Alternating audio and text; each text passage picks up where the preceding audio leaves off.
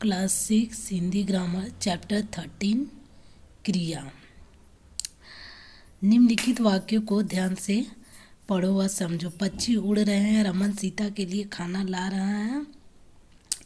मोहन पुस्तक लेने के लिए बाजार गया है। माताजी खाना बना रही हैं।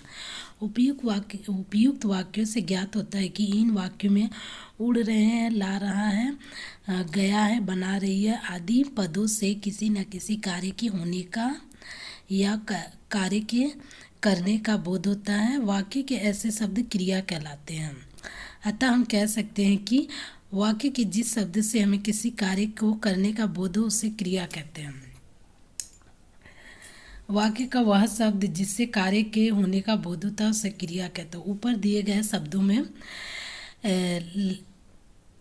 उड़ रहे हैं, ला रहा है, गया है और बना रही है, इन सब शब्दों से कार्य के होने का बोध होता है और ये क्रिया शब्द कहलाता है। धातु क्रिया के मूल रूप को धातु कहते हैं, जैसे पढ़, लिख, पी, सो, उठ, बैठ, दौड़, हंस, जाग आदि। क्रिया का जो मूल रूप होता है उसको धातु कहते हैं। पढ़, लिख, पी, सो, उठ, बैठ, दौड़, हंस, जाग आदि ये सब क्रिया के मूल रूप है। क्रिया का सामान्य रूप मूल धातु में ना प्रत्यय जोड़कर क्रिया के सामान्य रूप बनाए जाते हैं। जैसे क्रिया का जो मूल रूप होता है उसमें ना प्रत्यय जोड़कर सामान्य रूप से शब्द बनाया जाता है। जैसे पढ़, पढ़, पढ़ प्लस ना पढ़ना, पी प्लस ना पीना, उड़ प्लस ना उठ प्लस ना उठना, दौड़ प्लस ना दौड़ना, लिख प्लस ना लिखना, सो प्लस ना सोना, बैठ प्लस ना बैठना, खा प्लस ना खाना।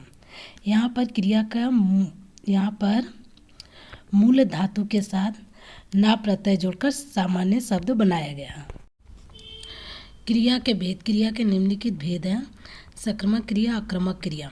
सक्रामक क्रिया जिस क्रिया के व्यापार का फल या प्रभाव कर्ता को छोड़कर कर्म पर भी पड़ता है वे सक्रामक क्रियाएं कहलाती है। जैसे खाना, पीना, देखना, लिखना आदि।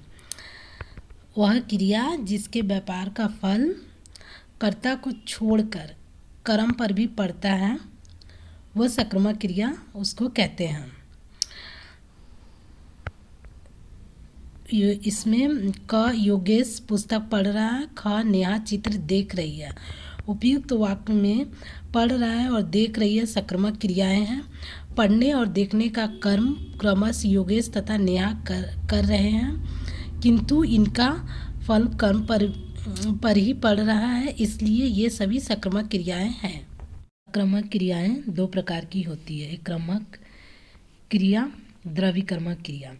एक क्रमक क्रिया जिन क्रियाओं का एक ही कर्म होता है एक क्रमक क्रिया कहलाती है। जैसे वह पुस्तक पढ़ता है, यहाँ पुस्तक एक ही कर्म है।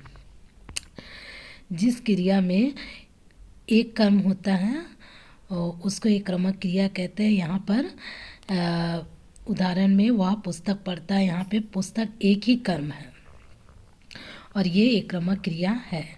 द्रविकर्मक क्रिया जिन सक्रामक क्रियाओं में दो कर्म हो उन्हें द्रविकर्मक क्रिया कहते हैं। जिन क्रियाओं में दो कर्म होता है उसको द्रविकर्मक क्रिया कहते हैं। जैसे पिता ने पुत्र को पुस्तक पढ़ाई, यहाँ पे पुत्र और पुस्तक दो कर्म है और ये द्रविकर्मक क्रिया है। आक्रामक क्रिया जिन क्रियाओं के व्यापार का फल सीधा कर्ता पर पड़ता है वे आक्रामक क्रियाएं कहलाती हैं। जिस क्रिया में व्यापार का फल जो है कर्ता पर पड़ता है उसको आक्रामक क्रिया कहते हैं। जैसे आना जाना, रोना, हंसना आदि। रमेश सो रहा है, पिताजी जा रहे हैं। उपयुक्त वाक्यों का कोई कर्म नहीं है और क्रिया का फल सीधे कर्ता पर पड़ रहा है, इसलिए ये आक्रामक क्रियाएं कहलाती हैं। सक्रामक में परिवर्तन जब कार्य अपने लिए न करके दूसरों के लिए किया जाए अथवा दूसरों से कराया जाए तब आक्रामक क्रियाएं आक्रामक क्रिया सक्रामक क्रिया बन जाती है और सक्रामक क्रिया द्रविकर्मक बन जाती है।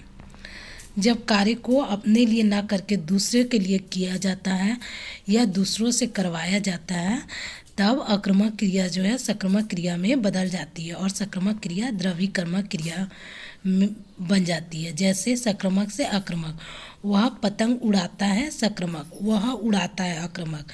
मनीषा पुस्तक पढ़ती है सक्रमक, मनीषा पढ़ती है आक्रमक। आक्रमक से सक्रमक, रवि हंस रहा है आक्रमक, रवि सुरेश को हंसाता है सक्रमक। वे लड़ रहे हैं आक्रमक, उन्होंने अनेक लड़ाइयाँ लड़ी सक्रमक।